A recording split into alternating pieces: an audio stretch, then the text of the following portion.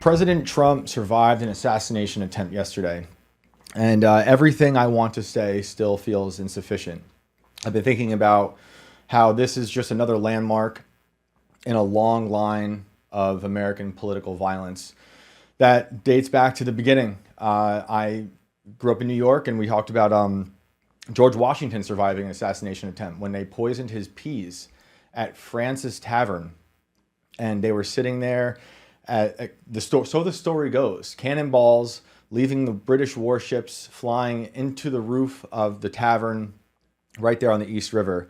And the owner of the place had found out that they poisoned George Washington's peas and switched it out real quick and saved his life.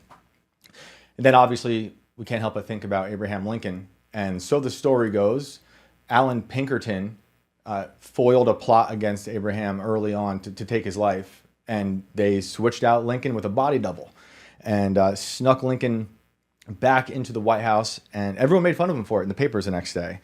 But Lincoln, as the days got closer to his assassination, he was dreaming about it, and he talked about it, he wrote about it. Supposedly, he had been dreaming, if you don't already know, he'd been dreaming that he was walking through the White House and came upon his body, what he thought was his body. And I actually have it written down. What he said, what he wrote himself was, "I left my bed and wandered downstairs. I kept on until I arrived in the East Room. There, I met a sickening surprise. Before me was a catafalque on which rested a corpse in funeral vestments. Around it were stationed soldiers who were acting as guards. And there was a throng of people, some gazing mournfully upon the corpse whose face was covered. In his dream, he pulled the sheet away from the corpse's face and was, as he put it, sort of relieved it wasn't him because it didn't have a beard. What he didn't know was that in real life, obviously, once he was assassinated, they shaved his beard. So perhaps he saw some portal into the future where he was shaven. And that whole time was odd because there was seances happening in the White House. His wife had been conducting lots of them, trying to communicate with the dead. They were, grieving for a nation and also for their own family. Yesterday just reminded me that the system in place, whatever it is, has dealt in blood before. If you have family who lived through the 60s, they know all about that.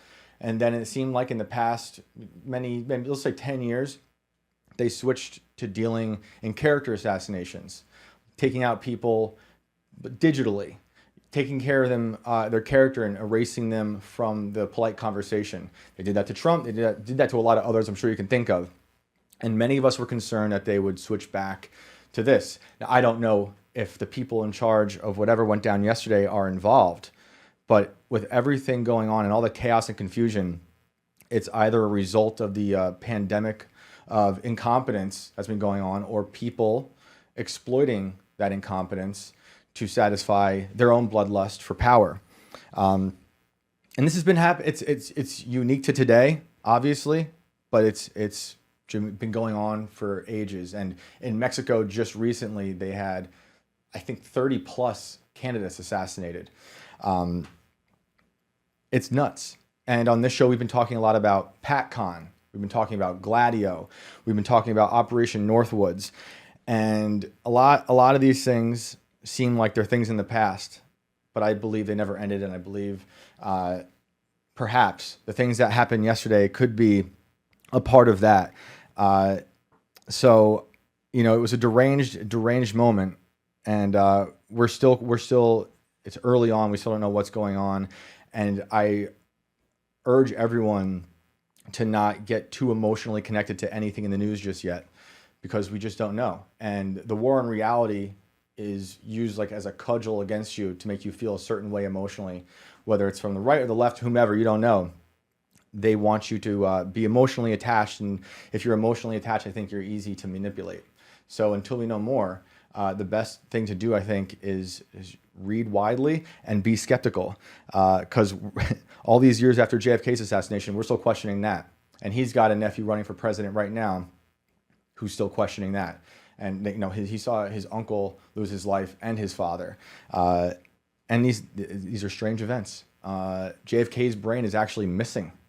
Someone actually took the brain that was left over, and they don't know where it went. The gun that assassinated President Garfield is also missing. Who knows why? I don't know. All I'm saying is remain suspicious of everything.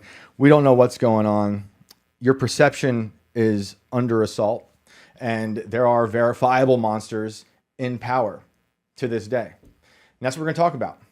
This is Inverted World Live.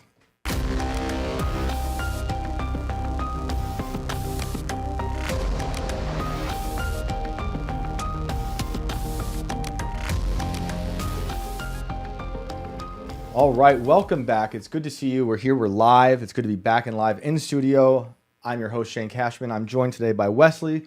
What's up, dude? What's up? How are you? Oh, man, it's been a wild couple of days. It's crazy. It's crazy to see history. You know, like when lockdowns happened, it felt like the first truly absurd thing to happen in a while. Yep. I mean, we're around the same age, I believe. Yeah. I'm older than you by some, but we've inherited... we have a whole collection. I mean, there was what's his face, the Jussie Smollett thing. That's ridiculous. But I'm thinking like, just in terms of these crazy, powerful images that just become instantly a part of culture. Like they're a legend now. For me, I mean, like we've talked on the show before, the Oklahoma City bombing, then 9/11, we have Columbine. Just we can talk about all the things behind those. Just strictly image-wise, the way these are played out, the way they rolled the TV out in front of everyone in my school, at least, to make us watch the towers fall. Yep. Who knows what's going on? I think I have questions about everything. But the way the images, we collect these crazy atrocity images throughout time. Yesterday was just, it felt like that again. Yeah. And lockdowns was, I guess, the most recent where we watched the whole world shut down. Yeah. It was also strange because it felt like nothing happened at all too. Like it was, that moment of shock when you get hit and you don't feel it. Yes. It's like, it feels like that took a while where it was like, oh, this just happened. I gotta go to the store. Life is continuing. It's weird because I'm so used. I told you before we went live, I love talking to people who are older about where they were for certain events. Mm-hmm. So like, where were they for JFK? Yeah. Everyone at a certain age, whether they were kids, older, they've got a story. Yep. And yesterday, I was expecting, because I was on a road trip home, to kind of come in contact with people. But it was like, unless you're plugged into social media or the TV or certain channels on the TV, no one talked about it. And that might be because politics has become so divisive, and people are afraid to say they're even mournful. Yeah. Where were you when Trump fell during an incident? Man, the media is casting a spell, as always. They'll downplay that, but they'll make everything else the end of the world, so long as it helps their narrative and their power. So today's guest, we booked prior to yesterday's insane events, but I couldn't have asked for a better guest today because she's been doing so much great research into things that remind me of Operation Northwoods. When I tell people about Operation Northwoods, a lot of people who aren't reading up about this kind of stuff, they'll say, well, that's in the past. It doesn't happen anymore. And then I show them the Fednapping plot against Governor Whitmer, which sounds eerily similar to the things they were planning on Northwoods. And that's just one instance. So without any further ado, let's bring in Christina Urso. Hello. Thank What's you. up? How are you? Thank you for being here.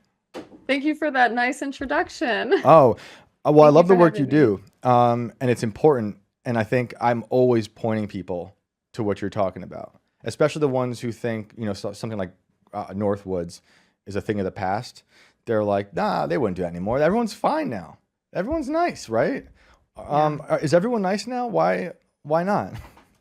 Yeah, well, it's the same thing as said with MK Ultra, right? Oh, that was in the past. Oh, they don't do that anymore. The CIA wouldn't be experimenting on humans today. No.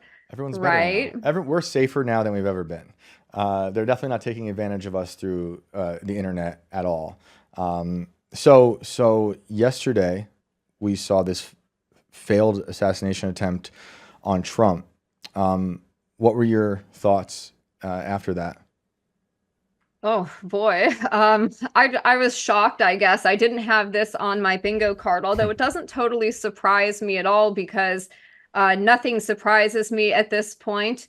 I think I was kind of just shocked that, like, okay, this is where we're at, and we still have 4 months left to go. So my immediate concern is like, well, how much worse are things gonna get? And then the other thing that was in my mind immediately too is if that was just a little bit off, right? Less than an inch off, maybe a centimeter off, and it hit him. Who knows where we could be right now? Like we could be in some kind of civil conflict or something. That's pretty scary. And I think people haven't really taken the time, and really we haven't had the time to really sit and think about that. That's why it's so hard to talk about it. But I have a million things I want to say, and it feels like it connects to a million things I'm always thinking about. But the news it comes out so rapidly from every direction, and there's bad people sharing bad information. There's good people sharing bad information. There's good people sharing good information, and it's hard to keep up. So, and we'll get into your work with Whitmer in a bit, but before that, like how did your work on something like the Fednapping plot, how does that affect the way you see something like yesterday? Well, I guess you could say I don't have trust in the institutions anymore, although I hadn't for a while. I mean, I'll say, you know, obviously prior to the Whitmer stuff, I had been looking into PatCon actually. Then the Whitmer thing happened, so I kind of took a break from PatCon to focus on the Whitmer thing. But the parallels were there. So I think that it's kind of just maybe black-pilled me a little bit more. But everything I've seen, you know, since I started working on the documentary, at least, I feel part of me isn't surprised by something like this, though. And it's just like, oh, yeah, of course, that was going to be, you know, the next thing that they do. Right. And I feel like that's kind of an abnormal response. Yeah, it's abnormal to people who don't know that this is a more normal thing happening, I think, behind the scenes. Can you explain for people like what PatCon is? Give like a brief overview of that. Yes, sure. A brief rundown of PatCon is that PatCon was an operation run by the FBI in the 90s. For people who are familiar with COINTELPRO, which was, you know, from the 60s and 70s, and the FBI was infiltrating like leftist anti-war groups. They also, though, in COINTELPRO were infiltrating groups like the KKK as well, white power groups or whatever. I think people don't know about that aspect of it, but basically you hear about that all the time. PatCon is what you don't hear about. It's essentially COINTELPRO, but aimed at the right and militia groups. So in the 80s, there was a group, a legitimate kind of like extremist group called the Order, who, you know, was connected to the murder of a Jewish radio host. And so there was talk in the 90s, like of a revival of the Order, that maybe a second order was going to be created. So the FBI decided that they would just create the group themselves, right? Oh, of course. It's like what Lenin said, the best way to control the opposition is to lead it ourselves. The FBI is like, well, in order to prevent the Order from reorganizing, from getting back together and establishing a new group, we're gonna do it and we'll lead it ourselves. Sounds like Gladio, right? It's exactly like Gladio, yes. But here in America, run domestically. Gladio was run overseas, and that was kind of, you know, in Europe to combat ostensibly the Soviets, you know, during the Cold War, and to prevent the Soviet Union from expanding and creating more satellite states. So they created these kind of like fascist networks and fascist groups, and they ended up creating stay-behind networks, essentially, that morphed into other things. And so it's very, very similar because, you know, here during PatCon, that's what they're doing, right? They're creating this group, but they're also infiltrating other groups. Now, PatCon we don't hear about until like 2007. I think it comes out first in a Newsweek article. And the reason for that is that it didn't lead to prosecutions like the COINTELPRO stuff did. When you say a lot less was known about it. When you say something like PatCon never ended, did you feel that way before? Like when you're doing your research on it before the Whitmer stuff, did you feel that way before?